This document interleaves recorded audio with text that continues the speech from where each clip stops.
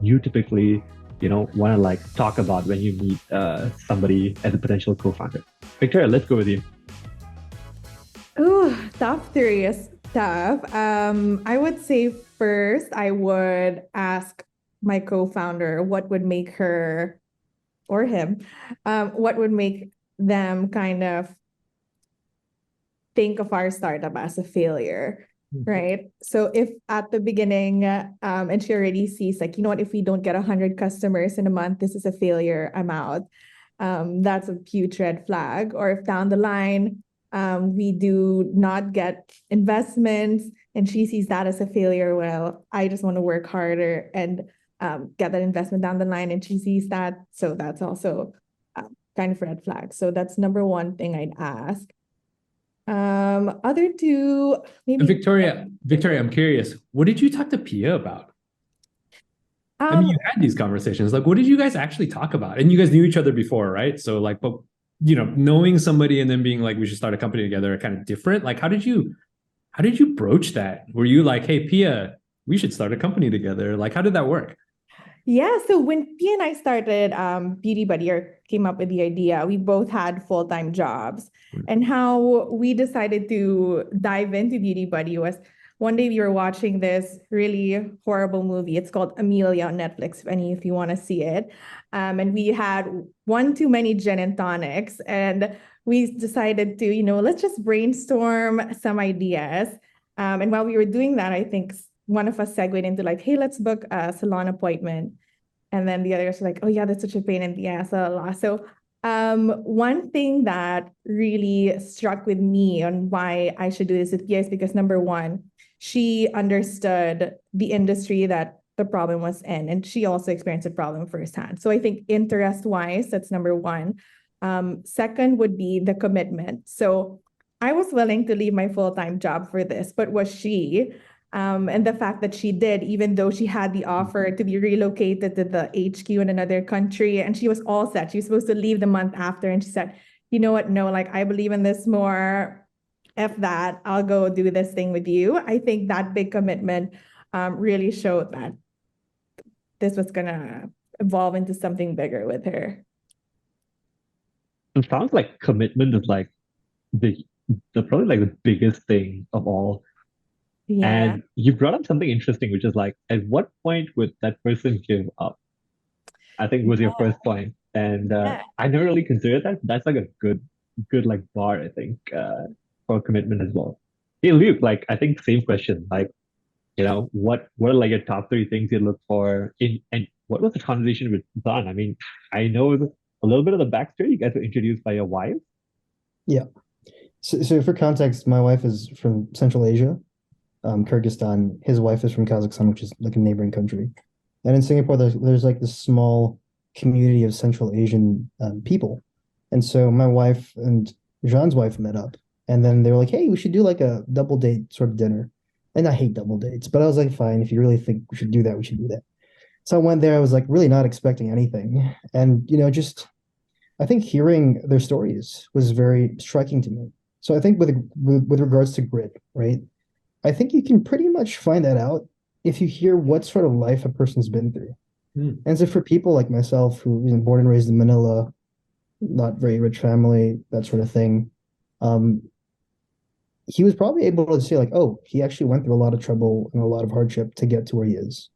And the same for him, like, coming from Kazakhstan, going to Malaysia, going to Singapore, really just chasing a dream and like, not, I wouldn't say YOLOing it, but really, making bets on what he wants to do with his life. And so that kind of made me realize like, hey, this person has ambition. This person has grit because he's gone through a lot. And he's someone that I think if we like told our stories over a beer, he'd be like, yeah, been there, done that. Hmm. And it's like almost like, having another soldier in a foxhole with you. You can recognize like, yeah, this person can has been through things. And so for me, like I don't know if that's too extreme of an example, but I definitely do screen for people's stories because I think people who've kind of had it too easy don't really understand, the depths of where human emotion can take you when things are really tough. And when they have, and they're still like, out on the other side, then you're like, okay, maybe there's like something like there's like co-founder material here. But I mean, that's for me, that's how I think about things.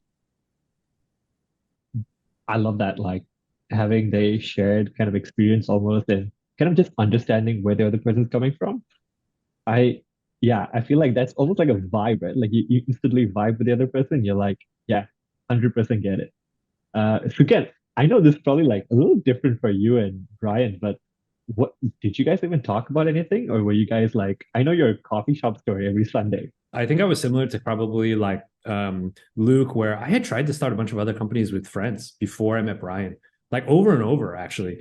And if anybody's heard the like famous Jack Ma story of like him getting people to come to his living room and kind of like get them to start Alibaba with him and whatever, I did that many times. I invited lots of friends to my house and be like, we should start a startup. And I think the thing that happened was I like got several batches of friends actually. Like I got all the smart friends in one batch, which I won't say who were in that first batch because they were the top choices. And I was like, we should start a startup. And look, everybody says they want to start a startup, right? Everybody says they want to start a startup. They're like, yeah, we should start a startup. And then we all have dreams about being billionaires. And after that, and I would say, okay, next Sunday, let's spend the entire afternoon working on the startup, right? And so I say, okay, let's meet at this coffee shop and we can work at the startup. And so I would go to the coffee shop and I would wait and nobody would show up. Like I would just keep getting text message after text message. I'm like 15 minutes late. People are messaging me. They're like, hey, I'm not coming. 30 minutes late. Oh, I'm not coming. And literally it'd be a group of like 5 or 6 people and like nobody would show up. And I would just be sitting in this coffee shop by myself. And this happened several times with several batches of people, right? And it was very confusing to me because I was like, I really like this Sunday meeting was the highlight of my weekend. I was waiting the entire week for this meeting. Like this is the only thing I cared about.